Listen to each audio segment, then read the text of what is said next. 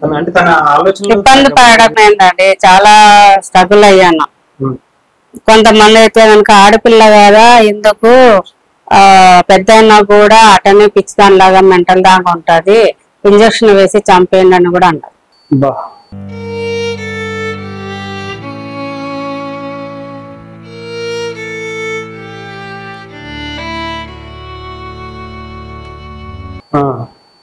ఆ నరకం ఎవరు పడాలి, చంపుకోవడానికి కాదు.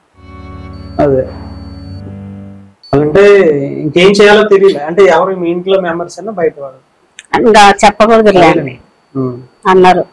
ఏంటంటే ఇంకా అవన్నీ ఇంకా బాగా దింగమింగుకొని ఇంకా పిల్లల పాపల కోసమే నేను ఇక్కడికి రావడం. అంటే మా ఫ్యామిలీ వాళ్ళకి తెలుసు, అమ్మ వాళ్ళ తరఫున పాపకి ఇలా ఉంది అనేది అందరికి తెలుసు, నాన్న వాళ్ళ తరఫున వాళ్ళకి తెలుసు పాపకి ఇలా ఉంది, గుర్తుకొస్తున్నది, మనం పోయిన ప్లేస్ అని తెలుసు అన్నమాట.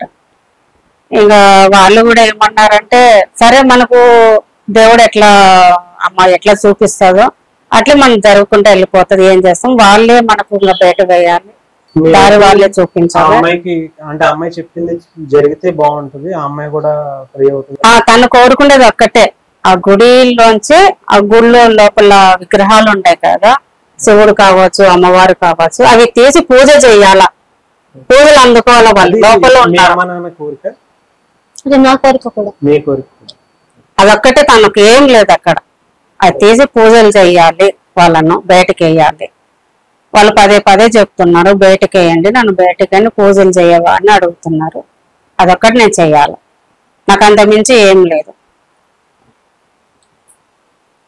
రైట్ అండి. అంటే పూర్తిగా మనం ఎప్పుడు బయట వింటమే తప్ప ఎప్పుడు సరిగ్గా లైవ్ లో చూడలేదు. ముఖ్యంగా తను ఎప్పుడు వాళ్ళు చెప్పే మాటలు వీళ్ళు చెప్పే మాటలు కాదు, వాళ్ళ అమ్మగారు కూడా చెప్తున్నారు చాలా సంవత్సరాల నుంచి మేము జర్నీ చేస్తున్నాము, తనకు ఉన్నటువంటి ఆలోచనలు కావచ్చు ఇవన్నీ ఇవి అద్భుతాలు అనుకోవచ్చా, అంటే సైన్స్కి మించి ఇంకా ఏదో ఉందని మన అందరికీ అనిపిస్తూ ఉంటుంది. అది నిజంగా తన ఉద్దేశంలో అది నిజమే కాదా అనేది ఆ టెంపుల్కి వెళ్ళి నిజంగా చూస్తే కనుక మనకి ఒక ఐడియా వస్తుంది. ఇదేమైనా తనకి అనిపించిన ఆలోచన కనిపించిన ఏదైతే కనిపించిందో అది త్వరలో అవ్వాలని చెప్పి మనం కూడా కోరుకుందాం. చూద్దాం రేపొద్దున ఏమవుతుంది అనేది కూడా మనం దగ్గరగా ఉండి అబ్జర్వ్ చేసే ప్రయత్నం అయితే చేద్దాం. జై శ్రీరామ్.